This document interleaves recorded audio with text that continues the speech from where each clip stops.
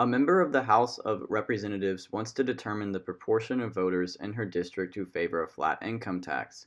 A random sample of 200 voters in her district showed 89 in favor. Find a 95% confidence interval for the proportion of voters who favor a flat income tax. So, conditions. 1. We have an SRS of 200 voters in the district. 2. Our NP hat equals 200 times 0.445, which equals 89, and our NQ hat equals 200 times 0.555, which equals 111. And since both are greater than or equal to 10, the sampling distribution is approximately normal. 3. We assume that N, our population size, is at least 10 times our sample size. That is, N is greater than or equal to 2,000. Now for calculations. So the formula that we use to find a confidence interval for a one sample proportion z-test is p hat plus or minus our z star value times the square root of p hat times q hat all over n, our sample size. So in this case, we're going to use 0.445, our p hat value, plus or minus 1.960, our z star value, times the square root of 0.445 times 0.555 all over 200, which is our sample size. And that will give us an interval that ranges from 0.3761 to 0.5139. In conclusion, we are 95% confident that the true proportion of people who voted in favor of the flat tax income tax is in between 0.3761 and 0.5139.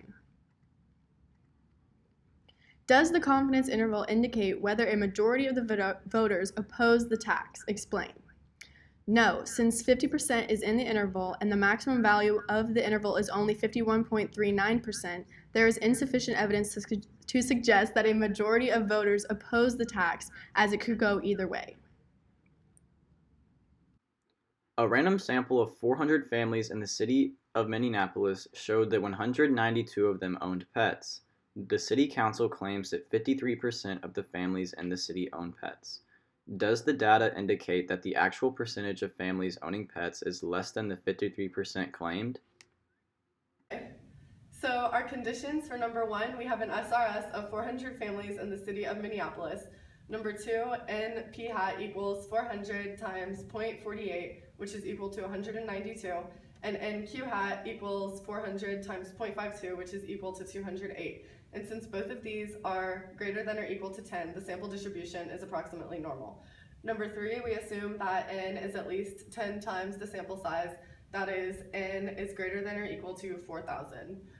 For our calculations, we have H naught is P equals 0.53 and HA is P is less than 0.53. And our test statistic is Z equals P hat minus P divided by the square root of PQ divided by N, which when plugged into the calculator comes out to 2.002 standard deviations away from the mean. So the probability that Z is less than negative 2.002 is a normal CDF with a lower bound of negative infinity, an upper bound of negative 2.002, a mean of 0, and a standard deviation of 1. So our p-value comes out to 0.0226.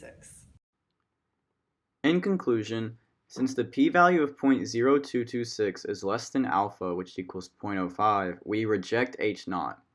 2. There is sufficient evidence to suggest that the percentage of families owning pets is less than 53%.